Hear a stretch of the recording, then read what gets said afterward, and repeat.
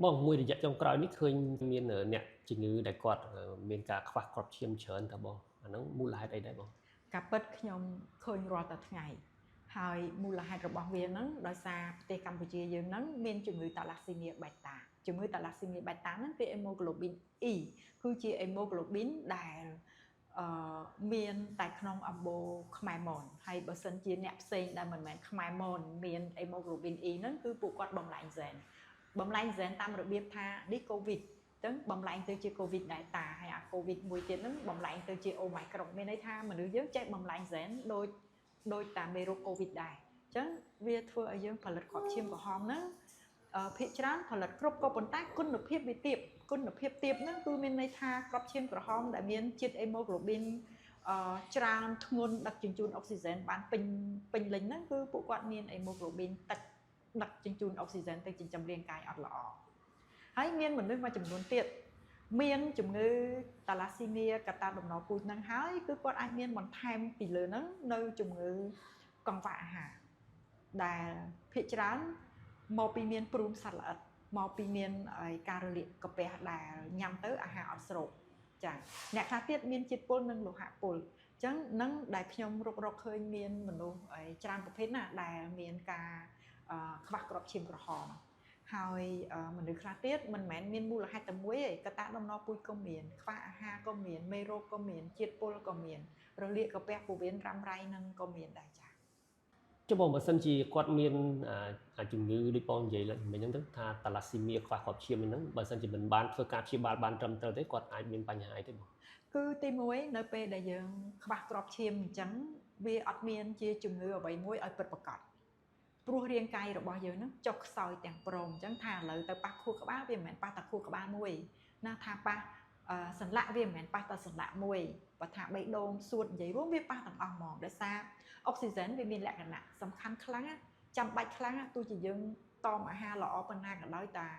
យើងចាប់ខ្យល់អុកស៊ីហ្សែនអត់បានដោយសារគ្រាប់ឈាមក្រហមយើងវាខ្វះឬក៏វាតូចពេកវាមានវិបត្តិអញ្ចឹងវាធ្វើឲ្យយើងខ្សោយខួរក្បាលខ្សោយសួតខ្សោយសន្លាក់ខ្សោយប្រាជ្ញាស្មារតី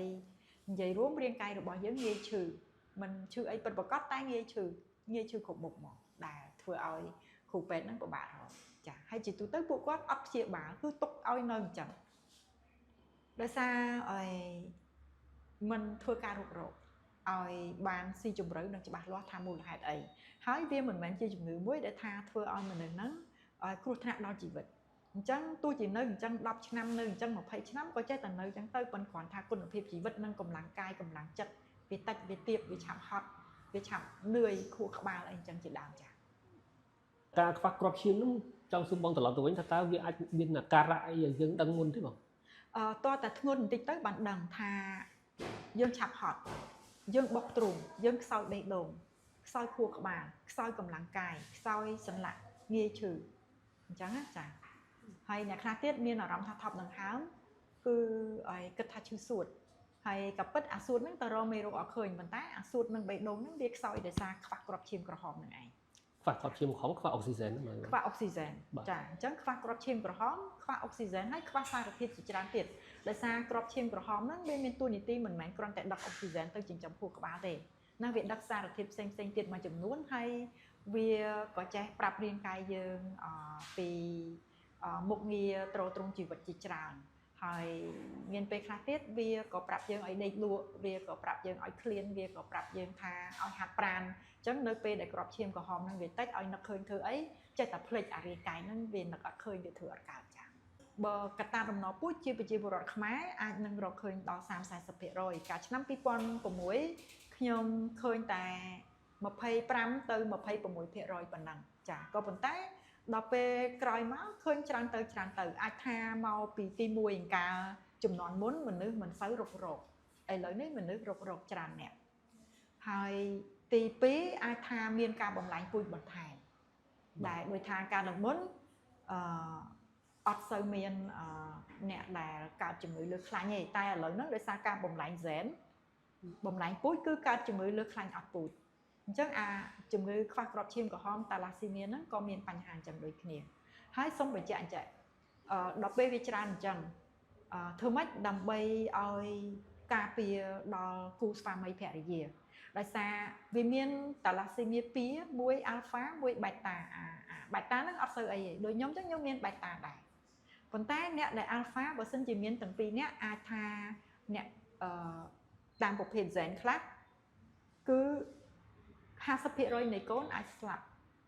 បើមិនស្លាប់ក្នុងពោះក៏កើតមកស្លាប់ដែរហើយមាន 25% អាចនឹងផ្ទុកជំងឺតាឡាស៊ីមៀអាល់ហ្វាហ្នឹងចាអញ្ចឹងវាអាស្រ័យទៅលើ gen ទាំងពីរអ្នកប្តីប្រពន្ធហ្នឹងអញ្ចឹងបើសិនជាក្នុងករណីថាឥឡូវហ្នឹងមាន gen ហ្នឹងទាំងពីរអ្នកប្តីប្រពន្ធហើយអញ្ចឹងគេមានវិធីដូចថា IVF ជំរើសពូជអីអញ្ចឹងទៅដើម្បីកុំឲ្យកូនហ្នឹងវាកើតមកនៅក្នុងពោះហើយវារលូតពេលដែលកូននឹងវាស្លាប់ក្នុងពោះគឺមានពេលខ្លះម្ដាយដែលផ្ទុកតាឡាស៊ីមៀអាល់ហ្វាហ្នឹងក៏អាចមានគ្រោះថ្នាក់ដល់អាយុជីវិតដែរចា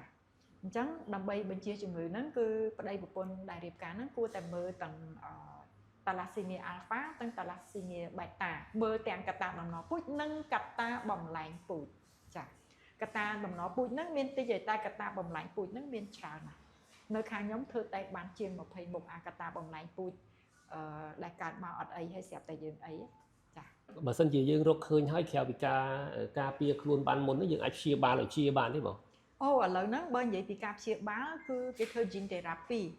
ហើយបើសិនជាចាំបាច់មែនតើគេធ្វើ bone marrow transplant អញ្ចឹងនៅក្នុងករណីដែលធ្ងន់ធ្ងរហ្នឹងបានគេព្យាបាលអញ្ចឹងតែដូចខ្ញុំអីអត់ចាំបាច់ព្យាបាលអញ្ចឹងទេដោយសារវាអ្នកខ្លះតិចអ្នកខ្លះធ្ងន់អញ្ចឹងអ្នកដែលស្រាវហ្នឹងគឺធ្វើម៉េចនៅក្នុងខ្យល់ឲ្យបរិសុទ្ធណាកុំឲ្យមានគីមីគីមីទឹកអប់គីមីសាប៊ូគីមីផ្សែងបារីគីមីផ្សែងឡាំផ្សែងម៉ូតូគីមីថ្នាំមូសគីមីតែងខ្លួនទាំងអស់ណាឥឡូវហ្នឹងមករយៈហ្នឹងជាពិសេសមួយអាទិត្យចុងក្រោយហ្នឹងខ្ញុំឃើញមនុស្សលាបលេការពារកម្ដៅថ្ងៃមានជាតិតាល់គុំនិយាយទៅខ្ញុំឃើញពួកគាត់លាបហើយបើទោះជាមិនឃើញក៏ចំពោះខ្ញុំស្គាល់ជាតិតាល់គុំច្បាស់តាល់គុំហ្នឹងវាអាចធ្វើឲ្យមនុស្សកើតមហារីកស៊ូតអាចធ្វើឲ្យមនុស្សកើតមហារីកកពេញអូវែមានន័យថាកន្សំពងចា៎ហើយអ្នកខ្លះម្ដាយទេអ្នកលាបអញ្ចឹងធ្វើឲ្យកូននៅក្នុងពោះគាត់ឬក៏ចៅគាត់បានកើតទៅជាមហារីកហើយមួយទៀតគេរកឃើញថាក្មេងស្រីទូចៗដែលលាបម្សៅម្សៅហុយដែលមានជាតិតាល់គុំខ្ញុំអត់និយាយម្សៅទាំងអស់ណាគេរកឃើញថាពួកគាត់ហ្នឹងកើតមហារីកកពេញអូវែហ្នឹងអញ្ចឹងពេលដែលគេវះកាត់មកគេឃើញម្សៅហ្នឹងកប់នៅក្នុងកពេញហ្នឹងហ្មងហើយអ្នកខ្លះទៀតអត់កូនចាអញ្ចឹងគេឲ្យយើងប្រយ័ត្នដោយសារយើងអត់ស្គាល់ក្លិនហ្នឹងអ្នកដែលអត់ស្គាល់ក្លិនហ្នឹងខ្ញុំអត់ដឹងធ្វើមិនដែរតើតែគាត់អានអក្សរអានទៅថាមានជាតិតាល់ក្នុងឬក៏អត់ TALC ហើយបើភាសាឡាតាំងតាល់គុំ TALCUM អញ្ចឹងតាល់ឬក៏តាល់គុំអញ្ចឹងអាសារធាតុហ្នឹងត្រូវប្រយ័ត្នខ្លាំងចា៎មួយទៀតយើងត្រូវការពារកុំឲ្យមានព្រូសាល្អិតតេញ៉ានៅក្នុងឈាមព្រោះអាពួកអស់ហ្នឹងវាធ្វើឲ្យយើងកាត់បន្ថយការផលិតផងជូអាចនោមចេញជាតិពុលពេញប្រព័ន្ធឈាមរត់ផងហើយវាស៊ីអាហារទៅវាធ្វើឲ្យយើងមានកង្វះអាហារផងហើយមួយទៀតវាធ្វើឲ្យយើងក៏ខូចកាពះពោះវៀនថ្លើមប្រមាថដែរអញ្ចឹងទៅវាធ្វើឲ្យយើងមានជាតិពុលច្រើនអញ្ចឹងមេរោគច្រើនជាតិពុលច្រើនកង្វះអាហារបូកជាមួយនឹងអាកតាដំណពូជនឹងទៀតគឺធ្វើឲ្យយើងពិបាករស់តែម្ដងអញ្ចឹងដូចខ្ញុំមានកតាដំណពូជតែ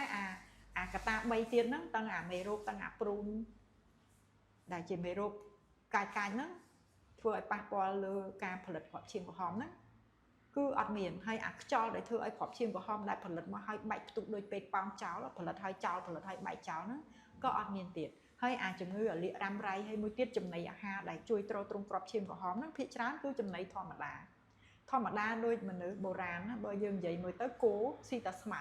ហើយទៅថៃបានវាមានសាច់ដុំមានឈាមវាល្អម៉េះអញ្ចឹងគឺមកពីវាទំពាអៀមអញ្ចឹងយើងទំពាអាហារធម្មជាតិគ្រប់យ៉ាងហ្នឹងទំពាឲ្យម៉ត់ណាមិនថាវាជាបន្លែមិនថាវាជាផ្លែឈើជាពិសេសបន្លែនិងផ្លែឈើដែលមិនសូវសម្បូរស្ករហើយយើងញ៉ាំស៊ុបគោច្រើនយើងក៏ញ៉ាំស៊ុបមាន់ច្រើនញ៉ាំសាច់គ្រប់មុខទាំងត្រីទាំងទាកប៉ាទាំងពងមាន់ទាំងពងទាទាំងពងក្រួចអញ្ចឹងពិបាកថាឲ្យយើងមានការខ្វះអាហារខ្លាំងណាស់មួយទៀតយើងអត់ញ៉ាំជៀនបំពងយើងអត់ញ៉ាំអាហារ fast food យើងអត់ញ៉ាំគ្រឿងកំប៉ុងអញ្ចឹងវាធ្វើឲ្យកាពះពោះវៀនយើងហ្នឹងស្រូបអាហារបានល្អអញ្ចឹងអាហារក៏ត្រឹមត្រូវការស្រូបក៏បានត្រឹមត្រូវបរិយាកាសក៏ត្រឹមត្រូវការញ៉ាំទឹកក៏ត្រឹមត្រូវការគេងក៏ត្រឹមត្រូវអញ្ចឹងវាធ្វើឲ្យអ្នកដែលមានកតាដំណពូជគ្រាប់ឈាមក្រហមតូចដូចខ្ញុំហ្នឹងរស់នៅបានធម្មតាធ្វើការបានធម្មតាមានការចងចាំអីធម្មតាអញ្ចឹងចា៎អរគុណច្រើន